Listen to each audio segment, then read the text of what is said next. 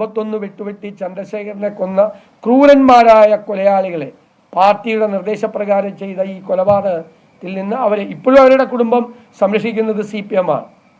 അപ്പോൾ ഇവർ ഇത്രയും ഈ തെരഞ്ഞെടുപ്പിൽ പാഠം പഠിച്ചിട്ടില്ല.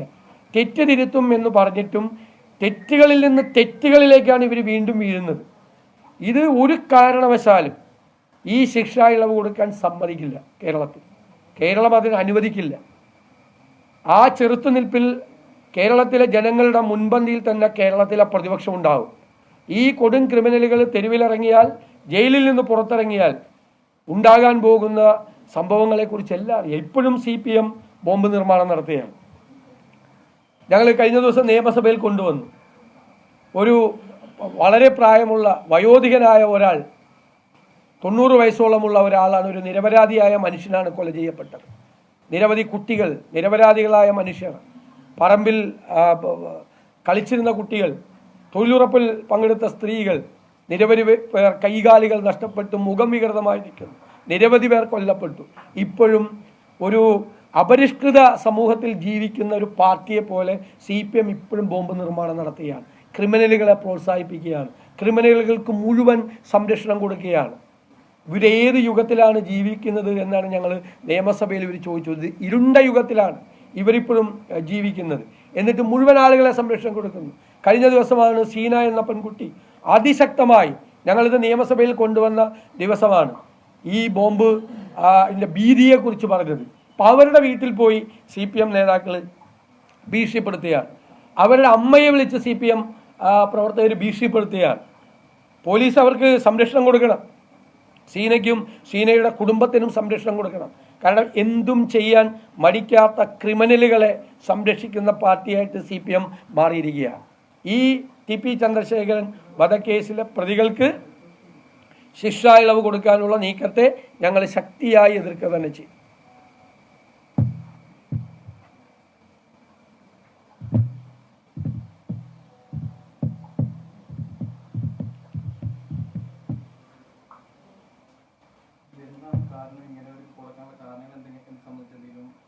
കാരണമല്ല, എന്തും ചെയ്യും, അധികാരം ഉപയോഗിച്ച് എന്തും ചെയ്യും എന്നുള്ള ധിക്കാരവും ധാർഷ്ട്യവും അവസാനിച്ചിട്ടില്ല.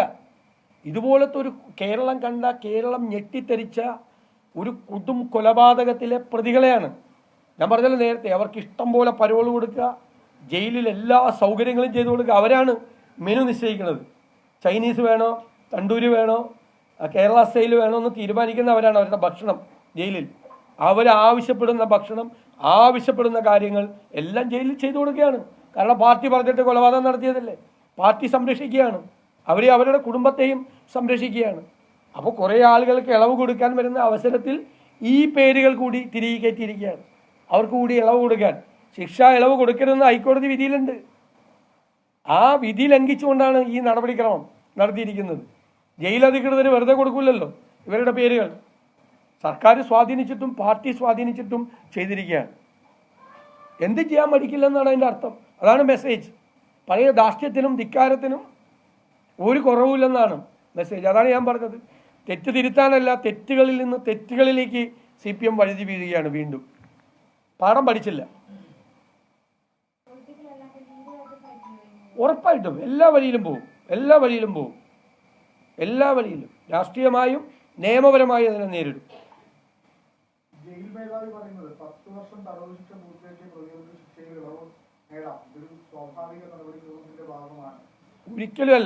ഒരിക്കലുമല്ല.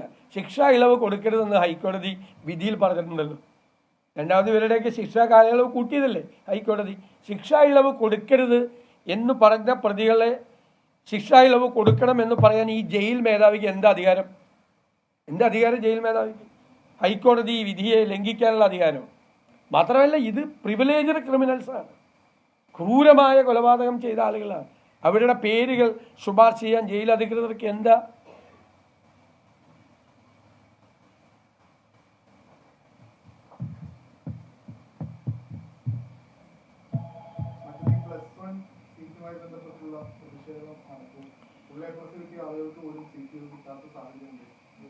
ഞങ്ങൾ നിയമസഭയിൽ ഇത് വളരെ ഭംഗിയായിട്ട് ഞങ്ങളിത് അവതരിപ്പിച്ചു. മലബാറിലെ 6 ജില്ലകളിലുള്ള പ്രശ്നങ്ങൾ അവതരിപ്പിച്ചു. കാസർഗോഡ് മുതൽ മലപ്പുറം വരെയുള്ള ജില്ലകളിൽ ബഹുമാനപ്പെട്ട വിദ്യാഭ്യാസ മന്ത്രിയുടെ സീറ്റുകൾ ബാക്കിയാകും എന്നാണ് പറഞ്ഞത്. സീറ്റുകൾ ബാക്കിയാവും എന്നാ പറഞ്ഞത്. സീറ്റുകൾ ബാക്കിയാവുകയാണെങ്കിൽ എന്തിനാണ് 30% സീറ്റുകളുടെ മാർജിനൽ ഇൻക്രീസ് അവിടെ കൊടുത്തത്? സീറ്റ് ബാക്കിയാവുകയാണെങ്കിൽ 30% മാർജിൻ. ഇപ്പോൾ 40:1 ആണ്. ഒരു അധ്യാപകന് 40 കുട്ടികളാണ് വേണ്ടത്. ഇപ്പം തന്നെ ഓൾറെഡി 50 കുട്ടികളുണ്ട്. ഈ 30% കൂടി വർദ്ധിക്കുമ്പോൾ 65 മുതൽ 75 വരെ ഒരു കുട്ടികളാണ് ഒരു ക്ലാസ്സിൽ. അധ്യാപകൻ മൈക്ക് വെച്ച് ക്ലാസ് എടുക്കേണ്ട, സമ്മേളനത്തിൽ പ്രസംഗിക്കുന്ന പോലെ അധ്യാപകൻ ക്ലാസ് എടുക്കേണ്ട സ്ഥിതിയാണ്. ഈ സെക്കൻഡറി എഡ്യൂക്കേഷൻ്റെ, ഹയർ സെക്കൻഡറി എഡ്യൂക്കേഷൻ്റെ ക്വാളിറ്റി വരെ താഴോട്ട് പോവുകയാണ്. പിന്നെ അഡ്മിഷൻ കിട്ടുന്ന എവിടെയാണെന്നറിയാമോ? ഇപ്പോൾ പൊന്നാനി താലൂക്കിൽ ഉള്ള ഒരു കുട്ടിക്ക്, ഒരു പാവപ്പെട്ട കുട്ടിക്ക് ഏറനാട് താലൂക്കിലെ നിലമ്പൂരിൽ അഡ്മിഷൻ കിട്ടിയൊരു കാര്യമുണ്ടോ? എത്രയോ കിലോമീറ്റർ, 10, 50, 100 കിലോമീറ്റർ യാത്ര ചെയ്ത് കുട്ടികൾക്ക് പഠിക്കാൻ പറ്റുമോ? അപ്പം ഞങ്ങൾ പറഞ്ഞിരുന്നതാണ്, സ്റ്റേറ്റ് വൈഡ് യൂണിറ്റ് ആക്കരുത്, താലൂക്ക് യൂണിറ്റ് ആക്കണം. താലൂക്ക് വൈസ് യൂണിറ്റ് ആക്കിയിട്ട് കൊടുക്കണം. ഒരു 10 കിലോമീറ്റർ പരിധിയിലെങ്കിലും കുട്ടികൾക്ക് അഡ്മിഷൻ കിട്ടണ്ടേ? 100 കിലോമീറ്റർ ദൂരപരിധിയിൽ ഒരു പാവപ്പെട്ട വീട്ടിലെ കുട്ടി എങ്ങനെ പഠിക്കാൻ പോകും? അപ്പോൾ എന്താ വെക്കണം? പഠിക്കണ്ടെന്ന് തീരുമാനിക്കും. ഇവരുടെ ഫസ്റ്റ് അലോട്ട്മെൻറ്റിൽ മലപ്പുറം ജില്ലയിൽ മാത്രം 17,000 സീറ്റ് ബാക്കി വന്നു. അപ്പോൾ ഇവർ പറയും ബാക്കി വന്നാണെന്ന്. ബാക്കി വന്നല്ല, കുട്ടികൾ ചേരാഞ്ഞിട്ടാണ്. കുട്ടികൾ എങ്ങനെ പോവും?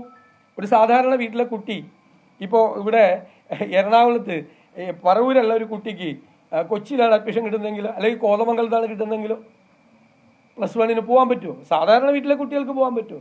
ഇത് അതിനേക്കാൾ ദൂരെയുള്ള സ്ഥലത്താണ് കിട്ടുന്നത്. അപ്പോൾ താലൂക്ക് വൈസ്, യൂണിറ്റ് വൈസ് ചെയ്ത് ബാച്ചുകളുടെ എണ്ണം വർദ്ധിപ്പിക്കണം.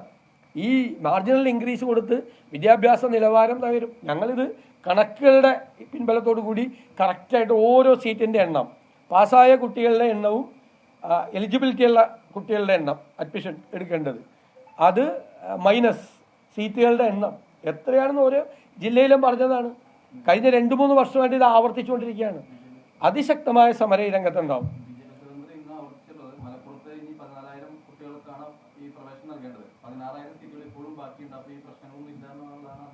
തെറ്റായ വിവരമാണ്. തെറ്റാണ്. പിന്നെ വെറുതെ ആളുകൾ സമരം ചെയ്യവും കുട്ടികൾ കരയവും കുട്ടികൾ ബഹളം ഉണ്ടാക്കേണ്ട ആവശ്യമില്ലല്ലോ. ഇതാണ് ഈ സീറ്റുകൾ യാതൊരുവിധ ഇതുമില്ല.